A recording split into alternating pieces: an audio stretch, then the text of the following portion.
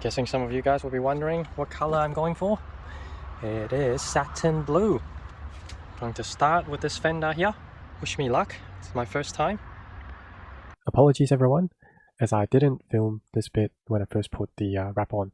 But basically what I did was, obviously the Fender is a 3D object and the wrap is a flat object.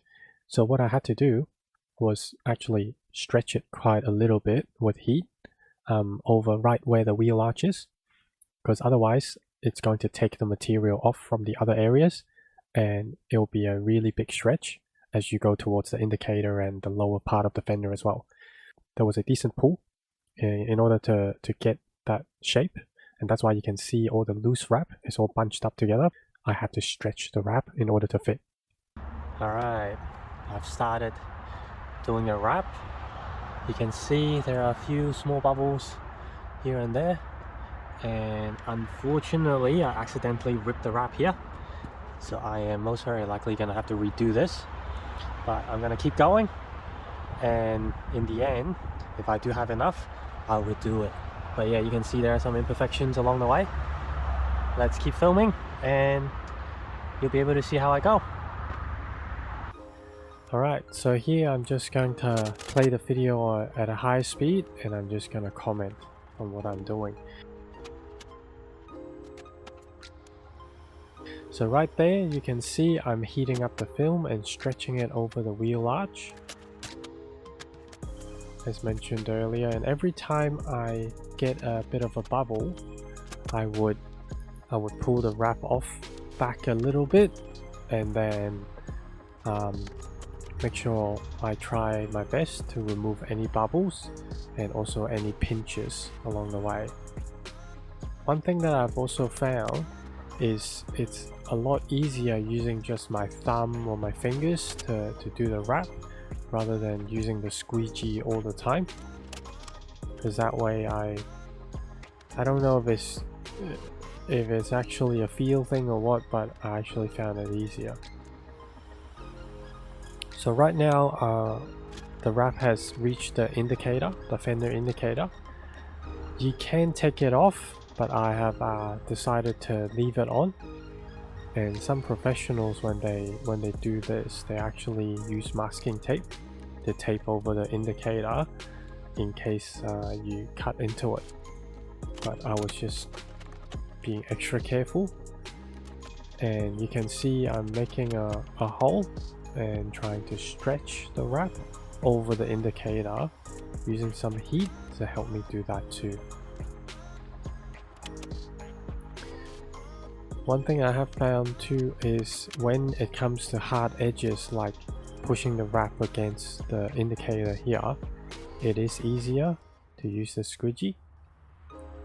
So make sure you use whatever tool that feels best, and when you're cutting the wrap to fit over something like this, make sure you do it bit by bit, because you will be able to stretch the wrap over something, and ideally that's what you want, because then some of the wrap will actually go under the indicator and therefore not show any color, especially in my case where the base color is red and the wrap is blue.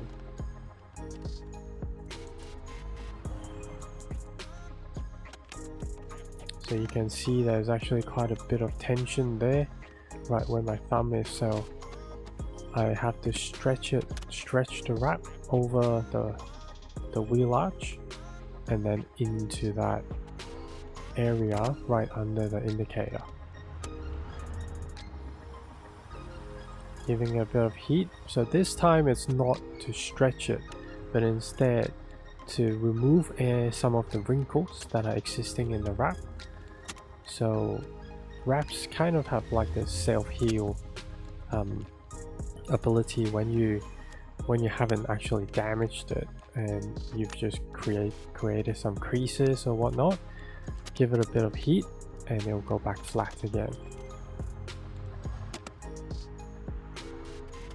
So you can see my left hand really pulling right under the wheel arch there in order to get a flat finish.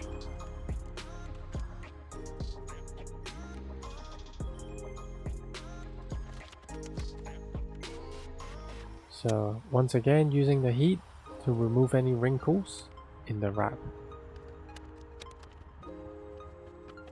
You can see quite a bit of tension there around the wheel, where the wrap is obviously pulled down and all the creases going upwards.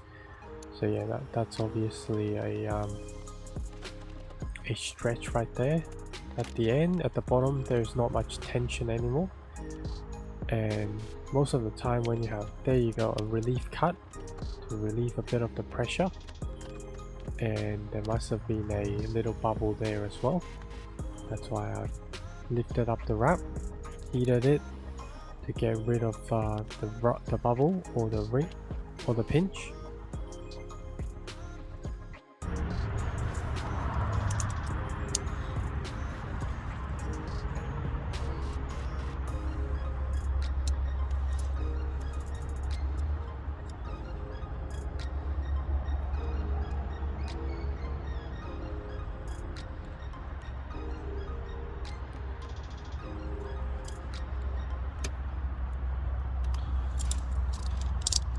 So just then I was simply scoring the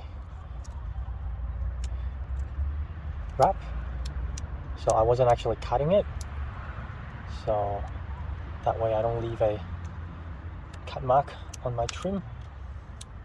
But basically what I need to do now is loosen up this piece of wrap around the trim, give it some heat.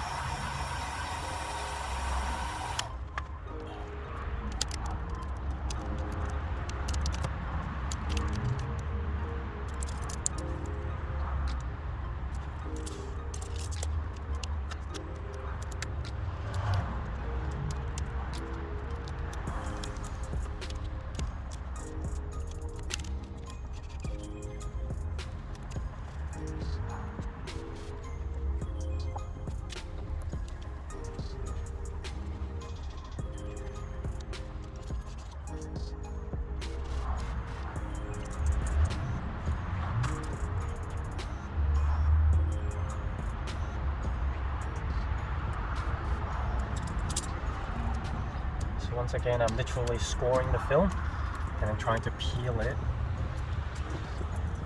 on where I scored it.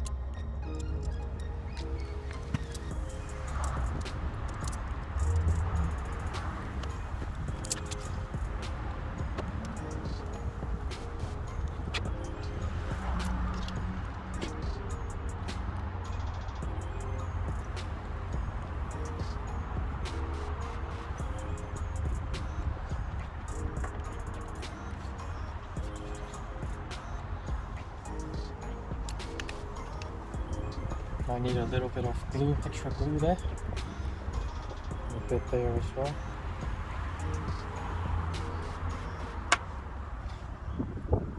Be really patient with these corners. It's by far the hardest part. Now I've got the front to do.